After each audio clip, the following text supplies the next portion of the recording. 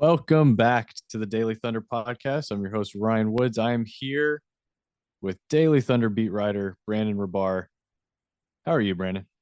I'm good. It's a Tuesday night. Going to talk some Thunder basketball, some NBA basketball. We are in the home stretch. You know what wasn't great? The Lakers housing, big brothering the Thunder last night. Gosh, I don't really know what to say other than that's a bad matchup. I think it's a matchup the Thunder should work to avoid. Do you feel the same way, or are you like would you like to talk me down from that that maybe this is a result that I shouldn't read too much into given what I led with and that it's a second night of a back to back. It feels like this is a really bad matchup. What are your thoughts? I think it's somewhere in between, or some of A, some of B, some of C. I do think that it's a tough matchup. Any given night, LeBron James can still be LeBron James. Anthony Davis is still Anthony Davis. And then some of their role players like Austin Reeves, or I mean, I don't know if you call D'Lo a role player or not, but I mean, he was hot last night. If you look at the season averages, the Lakers are an average 3-point shooting team, but they've been on fire each of the past few times. They beat the Thunder 3 straight times. They've been on fire. The Thunder are the number one 3-point shooting team, and each of the last 3 times they've played the Lakers, they can't hit a shot. So some of it I do think is shooting variance, but some of that I do think is size. I think Anthony Davis and LeBron James pose some problems. Also, the way they throw the zone at the Thunder maybe causing some issues, their physicality. So I think it's a combination of some of these things, but also the second night of a road back to back. And then if you remember previously, when the Lakers beat the Thunder, LeBron James had set the game before, so he had like 4 days rest, and they were saying it was. I can't remember how they phrased it, but they said it was a must-win game because they had lost several Mm-hmm. games in a row, and they were treating it like the game of the year. And they came out and they played that way. So some of it is circumstances as well. Look, I don't think, and I said this before last night's game.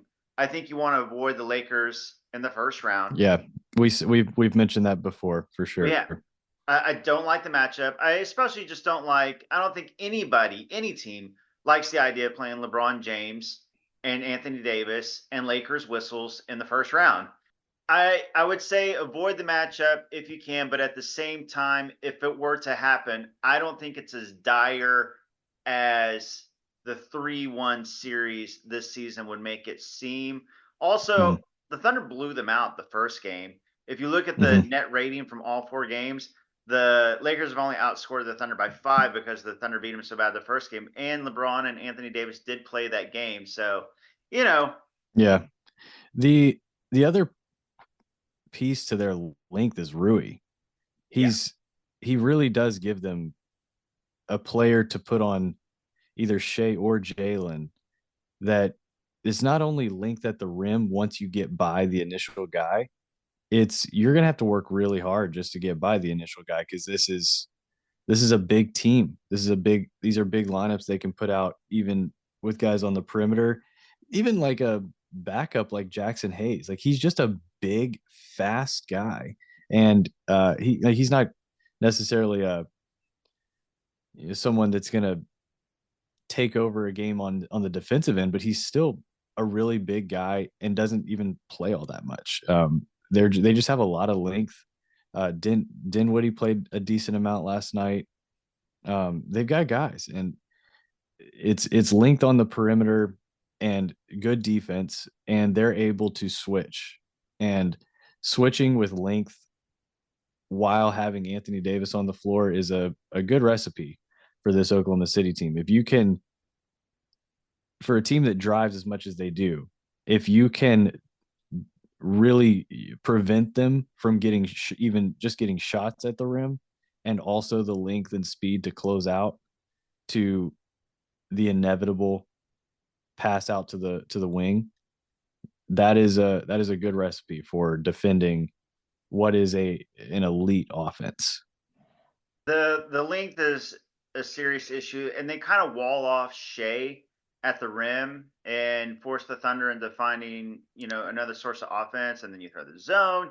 Also, J-Dub, the fact that Shea had scored 8 straight games, 30 points or more, it's become a meme at this point that he gets 31 a game. It just happens every night.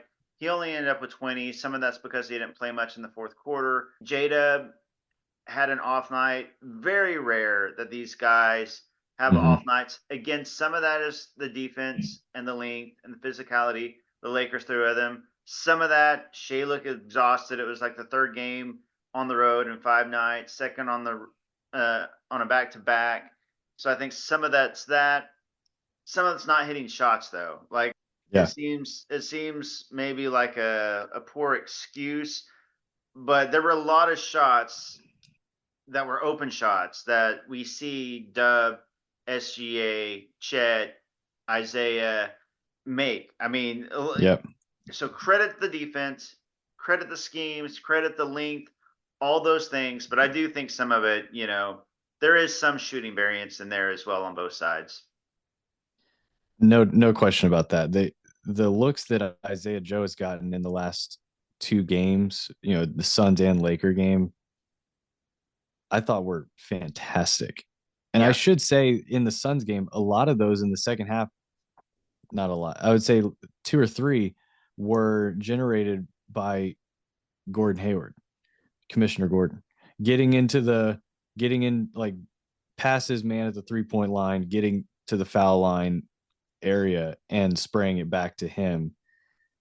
Those shots don't go in, but you kind of fist pump like, yes, that is the goal right there, is for a guy like Hayward to, that's what he does. That's why he averages 5 assists, 5.5 assists per game, on plays just like that, getting past his man, uh, even whether that's just one on one or he's attacking a closeout from a pass that he got from someone else and creating. That's good stuff. And the shots that Isaiah got on Sunday and last night, I thought were exactly what you're hoping to get a shooter of that caliber, and they just didn't go in. And like you're saying, that is the variance. Isaiah Joe not not converting on some really good looks. Yeah, they generated some really good looks. I mean, if a team's going to play zone against them, you want to shoot out of a zone. Thunder, number one 3 point shooting team, generated good looks. And we saw this the previous time the Thunder played the Lakers. Like, how many times were you watching that game? I remember, I think we all remember it clearly, where the Thunder, like, oh, generate, pass, pass, pass, open shot, missed. It happened over and over again. And this happened again. So while I would, on one hand, say the Lakers are not the best matchup for the Thunder, and you don't want to face them in the first round for several reasons. If it were to happen, I wouldn't immediately say, "Oh, this is a lost cause. Thunder can't score against them. Lakers are going to get whatever they want. They have too much size, physicality." I think it would be a good series. Um, it should also be said that they're not a lock to play in the playoffs. they are Right. going to they are going to have to earn their spot through the play in, it seems like. Uh and like, just like this matchup isn't all that friendly to us, they have some matchups in the West that aren't friendly to them, and we're talking about, a one game situation. uh it's certainly not a foregone conclusion that this team even makes the final eight in the West. So that's how this West is going to be decided, is who ends up playing who and who's healthy, obviously. But the matchups are going to be very interesting, even starting in that play in. Especially if they're in that 9-10 spot. Like if you Yeah. don't want to be in the play-in because the a 1 or 2 game sample size, anything can happen. Your best players can be cold, role players can be hot, anything can happen. But at least in the 7 and 8 spot, you're going to get a home game and you get 2 chances. If you're in that Yep. 9 or 10 spot, it could be one and we done. we know what that's like. This West is so stacked. Look, we know that the 10 teams that are going to be in the play in already, we know the 5 that are out. And if it continues to be the 7, 8, 9, 10 as it is now, the Lakers are going to have some every matchup can be tough, whether it's the Pelicans or the Kings or the Mavs or the Warriors, the Suns. Would you want to Yep. play any of these teams if you're any of the other teams? I mean, these are tough matchups. There are going to be two really good teams that are legitimate playoff teams, playoff talent that are not going to make the playoffs because they're going to get Yep. beat in the play in. That would be easy playoff teams in the East. Oh yeah. It's it's amazing when you look at I've kind of in my head written off a couple teams in the East, and it's like, no, they are still within striking distance of the play-in, which is wild considering what's going on in the West. Like the Hawks and the Bulls, they're like in the Yeah. play-in spot. It's anybody's guess which two teams are not going to make the playoffs in the West because of a 1 or 2 game sample size when it comes down to the play-on. That's why I still think for the Thunder, when this season started, I said that the playoffs is a successful season, regardless of whether they win a series or not. Just making the playoffs. When you look at the trajectory, when you look at the development, last year they make the play in. This year to make the playoffs, and to make the playoffs, you need to be a top 6 guaranteed seed, or then you're in that play in mess. The Thunder, as the season winds down, look more and more secure for the top 6. I mean, obviously, they're in contention for the number 1 spot. But I've always said just making the playoffs, and it looks like that's going to happen. It looks like home court advantage is going to happen. So I Yeah, think it it's looks a like successful it season. looks like stuff would have to go very wrong to drop below the top four. Right. So It looks like they're going to host their first round series. yeah, the top 4 have kind of separated from the pack. The Wolves, Thunder, Nuggets, and Clippers. So for this team to jump from play-in team to hosting a first round series, that is an incredible jump once again. The Yeah, jump they took last year was everything you could have hoped for. absolutely. Obviously, if you're a team that hosts in the first round, it's expected that you win, and I get that. And I would expect the Thunder to win at least a first round matchup as good as this team has been. But this West is deep and this West is tough. Any of those teams, whether you're, I would say any except for the Nuggets. Hmm. The Wolves, as great as they've been, the Thunder, the Clippers. Would it be a shocker if those teams played the Lakers or the Warriors or the Suns, the Pelicans in the first round and got upset? That's not a knock on the Thunder or any of those teams. I just the West is so deep. Hmm. But There's that said, the Thunder should win a first round matchup. Just don't play the Lakers. it does seem like that is the one. I think any other team down at the bottom, you can feel confident going in. I think they'd be favored to win every series. Agreed. I think they'll be favored to win a Lakers series just given home court. But we're both staring at this Denver Phoenix game going on. Looks like we're starting the fourth quarter right now.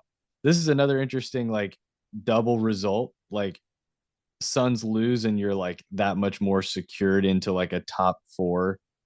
You know, you're really just putting separation between you and four.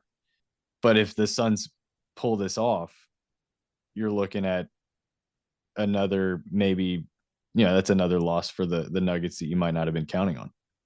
Yeah, I think Thunder fans every night are watching what the Nuggets, Wolves, and Clippers are doing because of those top 4 seeds and the shuffling. It's like the Wolves and Thunder have been playing hot potato with the number Mm-hmm. 1 spot for the Mm-hmm. last several weeks. I think that may continue all the way down to the end of the season between the Wolves, the Thunder, and the Nuggets. Like any given night, Yeah. it's funny if the Nuggets win this, they'll pull ahead of the Thunder. If the Nuggets lose this, and the Thunder win tomorrow against the Blazers, the Thunder will be tied for the number 1 seed. So like Right. the amount of space between 1 and 3 right now is razor thin, and the Clippers aren't that far behind either. So all these results between those 4 teams is going to be fun to watch. And obviously, you want the higher seed, the better. Further you go along with home court advantage. But then also, we're looking at some races for the Thunder right now, coach of the year, and obviously, more importantly, MVP. And if it comes down to SGA and Jokic, if perchance the Thunder were to get the number 1 seed with this young of a team and Jokic, the reigning champs, were to say be the 3 seed, does that tip the scales to SGA to win MVP? So yeah, these Mhm. Nuggets games are of They're big. high interest. Yeah. And I should say, if the Thunder, as the youngest team in the league, uh, were to get the 1 seed, I think they should get to pick their opponent in the first round. What do you Oh, say? I would love it because nobody wants to see teams jockeying for position at the end on the final day and being like, okay, do we need to throw this game? Do we need to win this game? Yeah. What do we need to do? We're trying to avoid this team or trying to play this team. Just let them pick Yeah. the opponent. Let's just pick. What if they allowed that and we picked the Timberwolves? Just to be petty. Yeah. Oh, Yeah. that'd be so great for Twitter. This is a fun game though. Let's say Thunder Focus tweeted out playoff odds of all the teams. I have in my head who I would like the Thunder to play the first round. So 18% chance right now it would be the Kings, 18% chance it would be the Mavs, 16% Pelicans, 15% the Suns, 15% the Lakers, 14% the Warriors. Now, those percentages are going to flip-flop every day. So that's Mhm. but it's going to come down very most likely to one of those 6 teams: Kings, Mavs, Pelicans, Suns, Lakers, Warriors. If you could choose, let's say your scenario came true and the Thunder got to Mhm. choose their first round opponent, who would you choose? I would choose the Kings. I would choose the Kings too. Isn't that funny? Yeah. Like Like what? Like what's your number one reason why? Because I have a very definitive number one reason why. my number one reason why is top end talent. I think Okay. that I think Sabonis and Fox are great. They really, really are. But I just think SGA clears. SGA is going to clear most of these guys. Here's how I should explain it. I think Fox and Sabonis are clearly the Kings' 2 best players. And I think the Thunder matches that with SGA, who's better than their 2 best players, but then also J Dub and Chet. So they have a true Mhm. big 3, which I think is better than the Kings' top 2. And their defense. That's it for me. I'm so about a Kings matchup. It would be so fun for a lot of reasons, but if we're talking about just like who we would want them to play, the reason I picked the Kings is their perimeter defense for a team that is just so drive oriented, and that is their identity on offense. Is we are getting 2 feet in the paint right away. That is the team you want to play against because they're just very small on the perimeter. Like Davion Mitchell is a very, very capable defender. He's also very short. And that is when you've got big guards like Jalen and Shea, even Josh, that matters. And aside from him on the perimeter, they are not near as capable, like keeping guys out of the lane as some of these other teams like the Pelicans. The Pelicans would be, I think, with Herb Jones being the main guy, a difficult matchup when as far as that is concerned. The Kings would be a much more favorable matchup trying to guard us on the perimeter. Yeah, I know that the Kings, that seems like a wild answer because the Kings had beaten the Thunder 8 times in a row until this past time. But I think this Mm-hmm. past game is more reflective of how these teams match up currently. And the Mm-hmm. Thunder blew them out. And if I'm going into a playoff series, like who scares you more? Fox and Sabonis, again, are great, They're legitimate all really, stars. really good. But who scares you more, like Fox and Sabonis, or Luca and Kyrie, or LeBron and AD, or KD and Booker and Bill, or the Pelicans like Zion, Ingram, CJ, Herb Jones, Trey Murphy, like the depth there, or seeing Steph go crazy possibly and Draymond and everything that comes with the Warriors. The Thunder play the Kings one more time this season. They're down 2-1. I expect them to tie that. Who would be your second team? Because we My might differ here. My second team would probably be the Warriors. Okay. My Yeah, I would say Dallas. yeah, that would be the other team I was considering. I just don't want to see the Warriors. I'm good. I'm Yeah, good.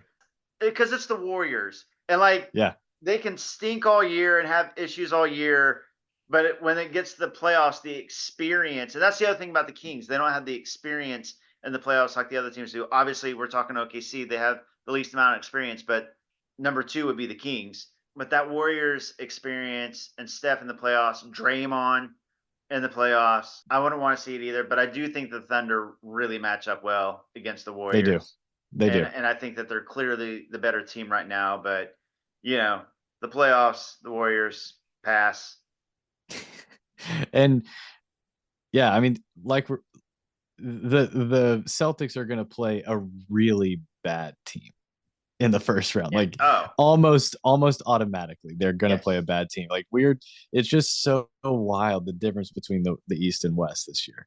Yeah. And it's been like that in other years, but this is wild. Like Oklahoma City is the one seed, and we're like, who do we really want to play? Yeah.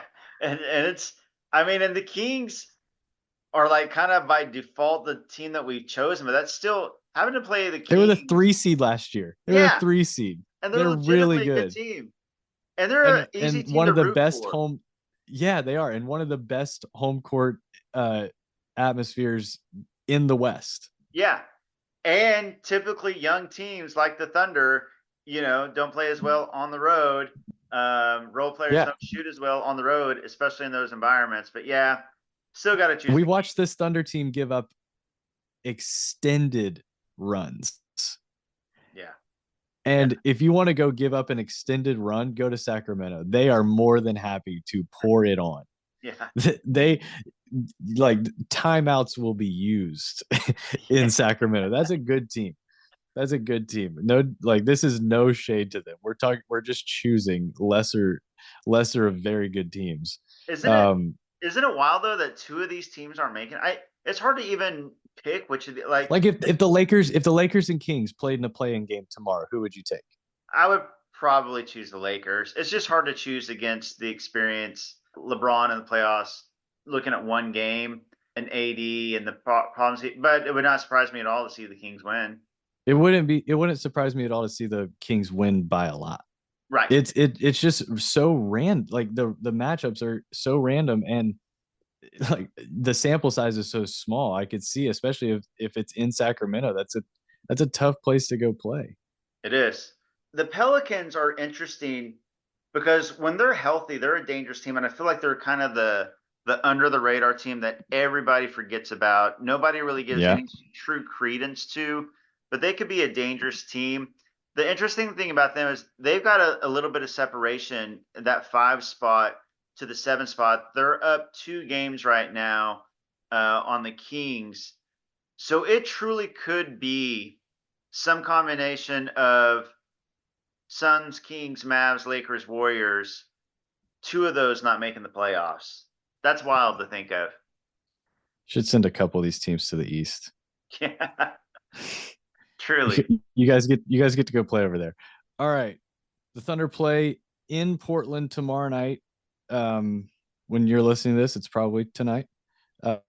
So it's this like obviously a game they expect to win, but we've also seen them play Portland pretty loose, I would say, and a game that's come down to be much closer than it probably should have been.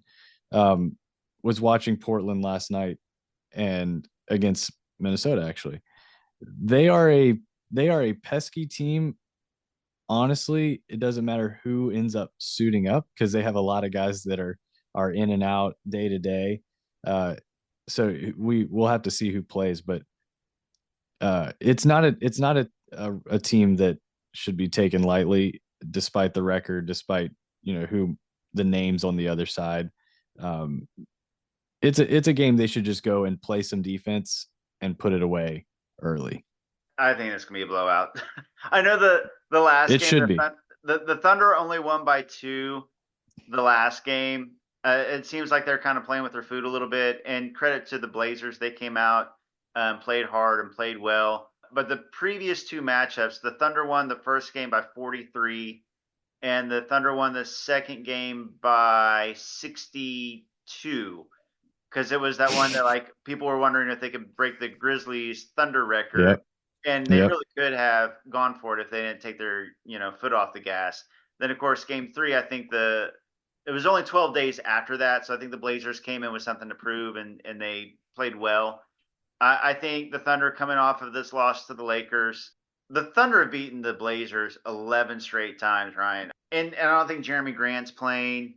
Malcolm Brogdon's not playing. I don't expect a close game. I'm just saying, after what we watched them do against an 11-win Spurs team, I would like to see them go in with a little more urgency from the jump and play a semblance of their top 5 defense against a bad team, and not have to rely on shooting variance, I'll say, and letting a team get in rhythm and stay there. This game tips off at 9 o'clock local Oklahoma time, so it should be done about 11:30. I think Thunder fans may feel good about going to bed about 10:30 and knowing that they got the win. It'll be 11:30 for me. I'd love that. I'd love that as an East Coaster. That would be my guess. The Thunder played really well to my ears. After a disappointing loss like that Lakers loss. I think they'll come out and play really well. This is a chance for the Thunder to really kind of put some wins in the win column, because the Thunder have won 7 straight at home, and after this Blazers game, they have 4 straight at home. Well, one put some cushion on those 5 and 6 seeds for home court advantage, then maybe gain some ground and solidify a 1 or 2 spot in the West. The Thunder have a chance to go on a little roll again here. Getting back home, I think, will be another welcome week-ish. Yeah, it's been anytime you're going west, the games are tough, the travel's tough. So we will see how tomorrow night goes, and we'll be back to talk about that and the rest of the weekend's games next Monday. Brandon, as always, thank you, man. Thank you. Thanks for listening. This is the Daily Thunder Podcast.